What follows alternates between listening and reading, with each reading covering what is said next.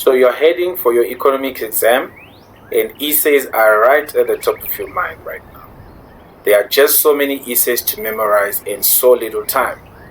If only there was a way to narrow everything down to only what will be assessed in the exam, right? Well, you made the right decision by clicking on this video, because I'm going to show you just the essays that you need for the exam. I'm the General, and this is the Masterclass.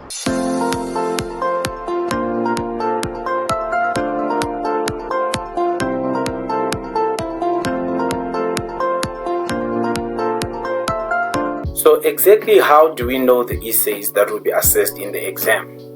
So we do what is known as a trend analysis, whereby we look at the exam guideline. So like this particular exam guideline is applicable from 2021 to 2024. It tells us exactly what we can expect in the exam. So in this case, we've got these four: circular flow, business cycles, public sector, and foreign exchange. This is for question 5. So in this video, we are focusing on question 5. In the next video, we will be doing question 6. So we've got 4 topics here, and then we can look at the essays that are available. These are the possible essays that can be asked under those topics. So we have 2, 4, 6 altogether. And then we can see when those essays were examined in an exam before, and then based on that we can also determine the probability of them coming in 2024. So we are saying this one, business cycles, is not coming. It was already assessed twice, in 2021 November and 2024 June. The same applies to this one as well as this one. They have been assessed already. This one was last assessed in June 2022. It was not assessed as a November question, so this one might come. So we are looking for reasons for public sector failure.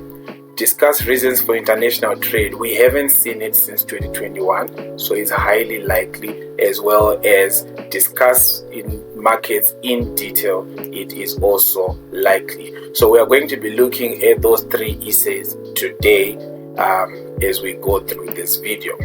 Like I said, question 6 is going to follow in the next video. So let's look at the essays that we have. The first one is going to be the circular flow. Discuss in detail the markets within the 4-sector model for 26 marks. So how we're going to do this video is we're going to be using mainly the main part, because the additional part changes from time to time. So it's not possible to predict what will be in the additional part, but it is possible to predict the main part. So we are saying for question 5, 2024 final exam for economics, this is what we can expect. First one, candidate is circular flow. Now we know our structure for writing the essay. We always start with the introduction for 2 marks. So a fitting introduction here would be: the circular flow model is a simplified representation of the interaction between the participants of the economy, or markets coordinate economic activities and determine prices for goods and services. So you would already know this, guys, that we are saying money follows a circular motion, as well as goods and services, and they do this in the opposite direction, whereby money flows to where the goods and services are coming from. Then we look at our main part. The first part is to talk about the goods, the products, output markets. These are markets for consumer goods and services. In economics, a distinction is made between goods and services. So goods are defined as any tangible items such as food, clothing, and cars that satisfy human wants or needs. The key thing there is tangible. Then buying and selling goods that are produced in the markets, e.g. capital goods market for trading of buildings and machinery. So capital goods are those goods that are used in the production of other goods. Then consumer goods market for trading of durable consumer goods,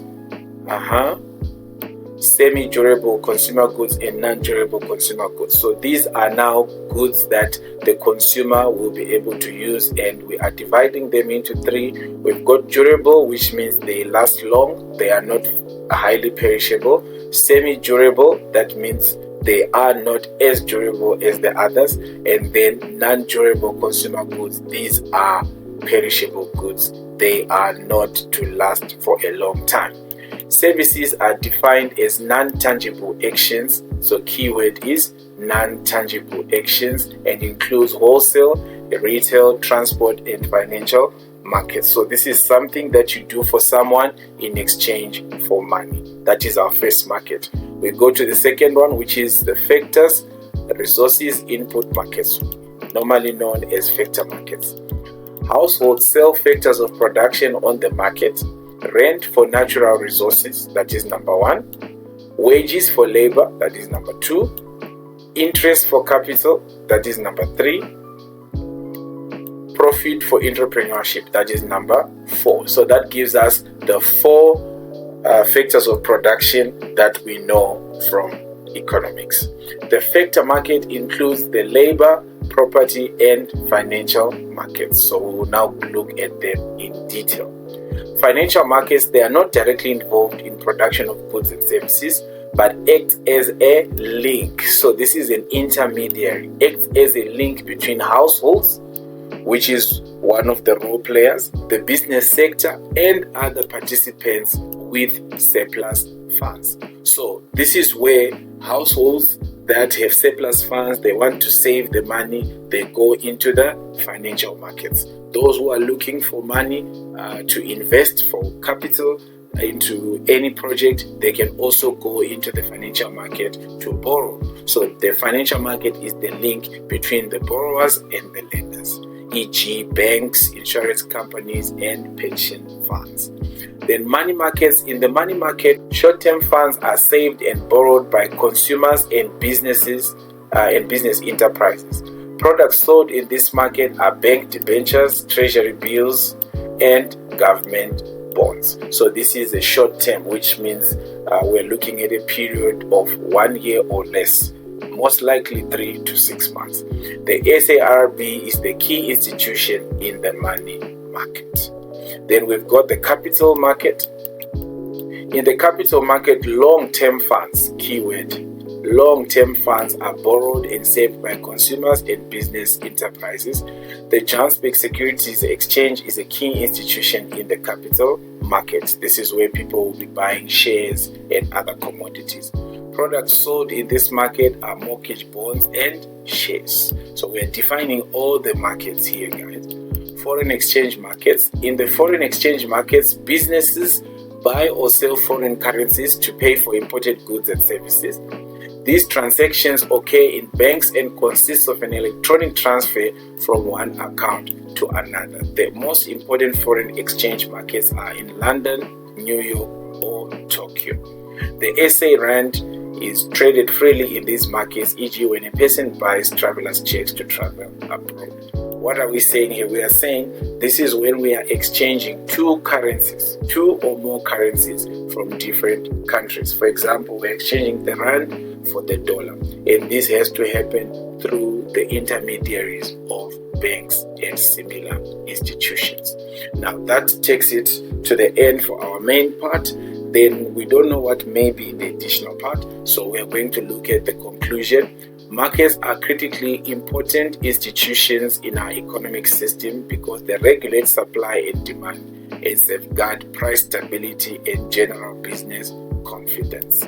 So remember, introduction is 2 marks. We have main part, which is 26 marks. Additional part should be 10 marks, and conclusion will give you 2 marks. So we are saying out of all of this, having predicted our main part of 26 marks, you should be able to get at least 34 from your essay. Now, before we go into our second essay, if you are happy to receive this content and you want to make sure to get more, this is a good time to subscribe and click on the notifications bell to ensure you never miss out on this content. We will definitely get those distinctions together. The subscribe button is located on the bottom right hand corner of this video. Alright, let's go into the second essay, which is our public sector. Discuss in detail the reasons for public sector failure for 26 marks. So this is a main part. A fitting introduction there would be public sector failure occurs when government intervention in the economy leads to an inefficient allocation of resources and leads to an overall decline in the economic welfare. So we are looking at the public sector, which consists of the government and where it fails. So the main part, management failure. Government departments often underperform for the following reasons. Number one, lack of training and experience. You would have experienced this when you went to any government department. Sometimes the people there, they lack the necessary training and experience to provide the services. Public servants are employed to perform a certain role, but they do not have the correct training skills and experience. Remember, sometimes the government is trying to create as many jobs as possible, so they absorb many employees into the state employ, and then from there they don't give them the necessary training that makes them to become efficient. This becomes a waste because they will be remunerated for the roles they were not qualified to perform. People working in parastatals, which are your government-owned companies, might lack management skills and might end up implementing wrong policies that may cause the public sector to fail. If the management cannot explain the decisions that they took and explain how they spent the money they have been allocated, they are not accountable, and this may be a result of corruption. Corruption results in inefficiencies that lead to failure in the public sector. This is one of the biggest problems, corruption, where people cannot account for the money that they have been allocated, how they have spent it. So that's the beginning of all the problems there. The state employs a civil servant in the capacity of an accountant, but the employee does not have the required qualifications and is therefore underqualified for the role. Is therefore underqualified for this role. Poor leadership. People in some managerial positions are not able to motivate, mentor, and lead their staff complement. So they don't have the right skills that will help the department to move forward. The next problem that causes public failure is apathy.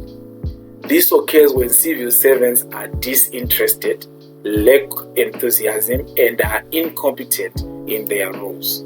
So this is when civil servants are indifferent about the service they are offering. Sometimes you go to government departments, home affairs, traffic department, and then there is no professional service there. They are treating you like they are giving you a favor. Yet these are services that people have paid for through their taxes. When public servants are apathetic, their productivity levels decrease, resulting in poor service delivery. That's why some people are of the idea that everything public is of a poor quality. Corruption and poor service delivery are signs of apathy and may result in poor accountability. Alright, let's go forward. Parastatal employees lack the interest or concern because they know they will get paid even when they are underperforming. So they don't care about how they are actually delivering that service because they know come month end, I'm getting my money. Come my birth month, I'm getting my bonus, whether or not I have done the right thing. The next one is bureaucracy. Complex rules and procedures might lead to inefficiencies in the public sector, and the public sector might fail to provide the goods and services in time to the consumers.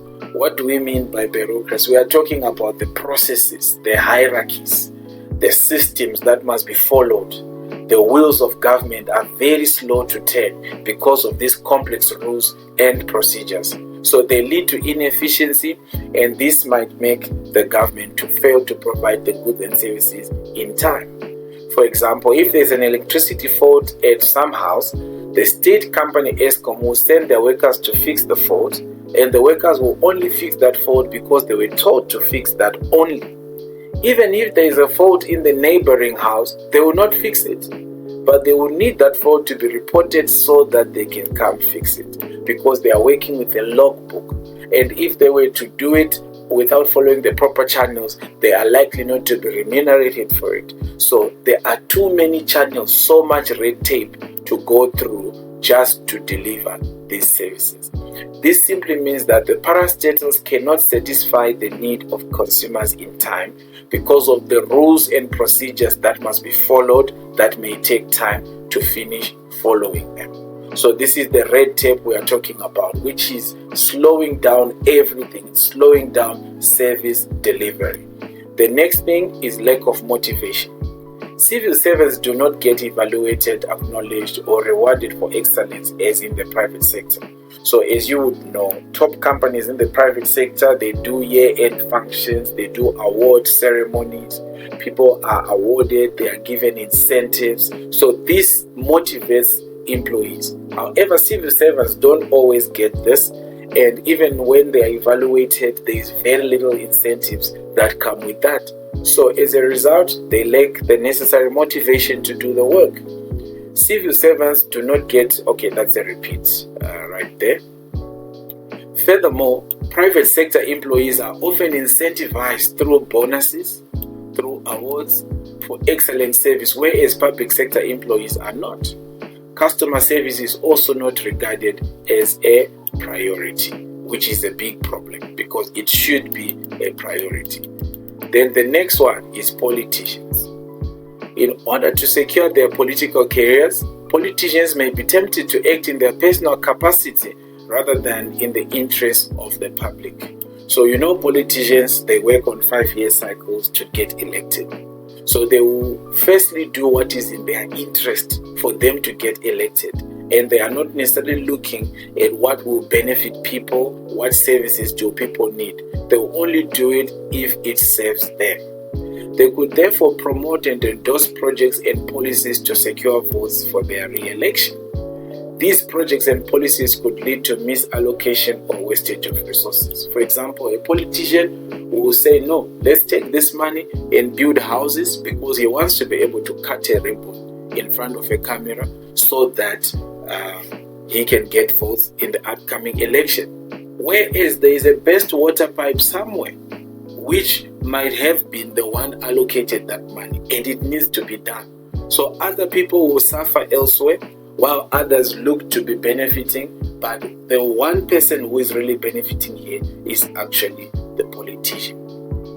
Lack of accountability by politicians may be a result of corruption, and this may lead to them not fulfilling the promises they made to community when they were running their campaigns. This is another problem. They make a lot of promises, sometimes they even overpromise, and in an attempt to meet those promises where they overcommitted themselves, they now take money that is supposed to be used for one thing, they use it for another, and then the problem starts from there. Besides, sometimes there's also corruption. They are taking that money and siphoning it into their personal accounts, and the money for those things is no longer there for what it was intended for. As the politicians are not accountable for their actions, then resources may not be allocated fairly because of corruption.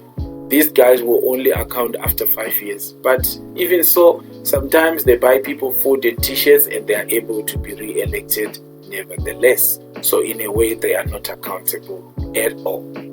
Structural weaknesses. When the state is the only service provider of a good or service and there is an undersupply, it compromises the efficiency of the entire economy. For example, we know we have got monopolies like Eskom, Denel. These are the only providers of these kind of services that they are giving. Eskom is the only electricity supplier. And what is the result? We are facing load shedding right now because there is an undersupply. So something is happening there at Eskom which is compromising the efficiency of how electricity generation is done.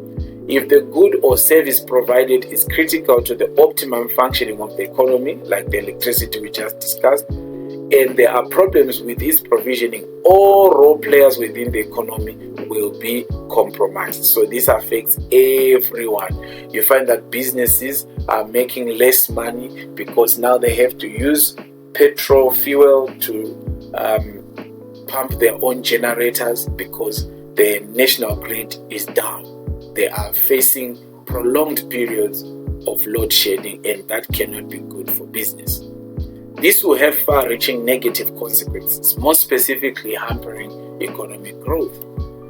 E.g., Eskom is the only service provider of electricity in South Africa, and when power outages occur, it impacts on the efficiency of the entire country. So we already mentioned this. Special interest groups. Rent seeking is a process where people or businesses lobby for certain aspects in their favor. So we've got special interest groups, we've got business on one side, there are people that are fighting for human rights, there are different types of groups within the country and the economy. And all of these are looking for certain aspects in their favor. They are lobbying for certain aspects in their favor. Trade unions and other organizations often try to influence government officials to act in their favor. In South Africa, we have the biggest trade union movement, COSATU. It has so much power, it can influence the actions of government in respect to what they want in certain aspects that are in their favor. Special interest groups' political power leads to more government spending, which strain the government expenditure for the fiscal year, because the government will be arm twisted into committing to things they cannot actually afford. For example, the government will be forced by a trade union to hike wage rates, and they increase the salaries of all public servants, but the fiscus cannot allow to do that, and then there will be a shortage somewhere, and that is the beginning of public sector failure. Strikes by special interest groups such as the South African Taxi Association decreases production of the economy, since people will not have alternative transportation to work. We have seen this before. When there's a taxi strike, the whole economy is down. It loses money in the billions of rand because people cannot move, people and goods are not moving, so business is not moving. So that takes us to the end of that particular essay. Remember, we are looking only at the main part in this video, since the additional part is always changing.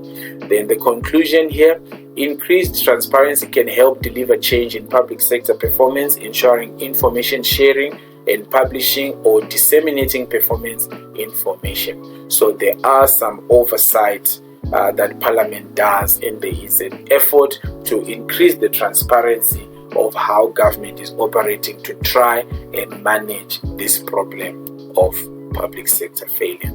Let's go to the last one, which is discuss in detail the reasons for international trade.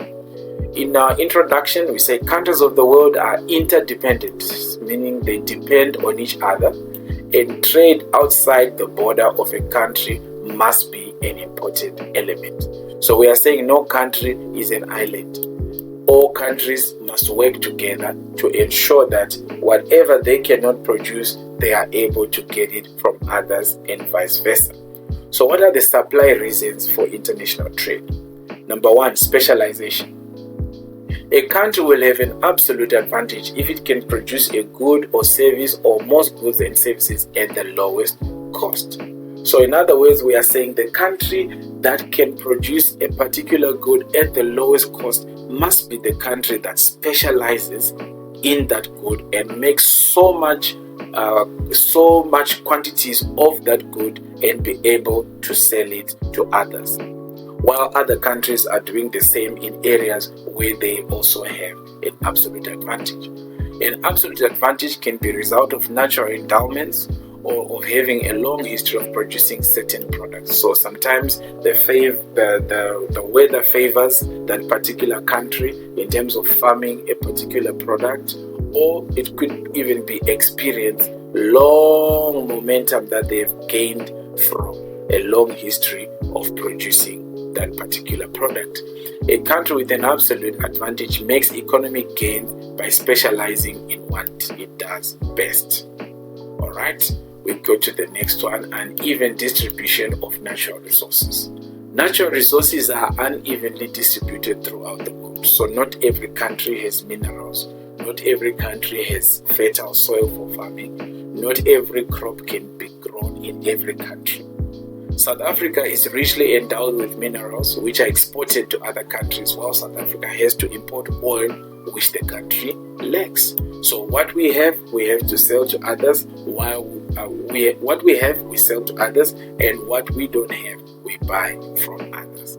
Climatic conditions. Certain crops can grow under certain climates. For example, in South Africa, we cannot grow rice. We just do not have the right climate for it. Sugarcane grows well in subtropical climate and deciduous fruit under Mediterranean conditions. So that gives those people the absolute advantage in the growing of those crops. Countries that cannot produce such products have to import them, because even though we may not be growing rice in South Africa on a large scale, we eat a lot of it, so we are going to have to import it. Then the next one is qualities of labor, technical skills and expertise.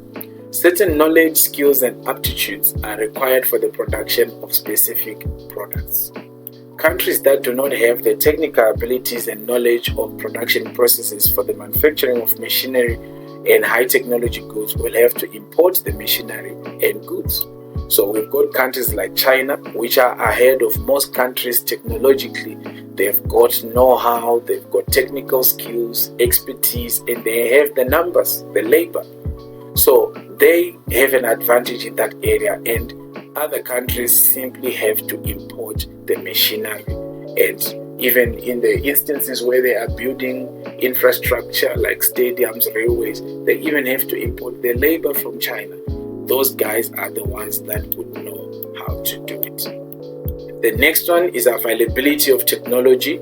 Not all countries enjoy the same availability of technology. An improvement in technology makes it possible to produce new and improved products at lower costs, making the country to be more efficient. Some countries are technologically more advanced than others and are able to produce these products. So you find that the developed countries are the ones that take responsibility for producing certain goods, and then they provide them through trade to underdeveloped and developing countries. Now let's look at demand reasons. Why should we have international trade?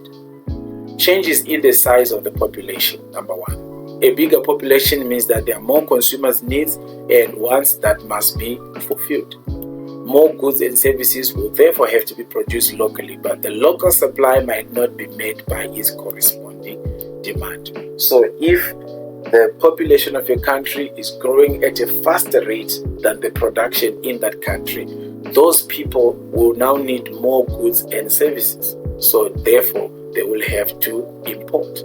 This demand can therefore be satisfied by imports from other countries.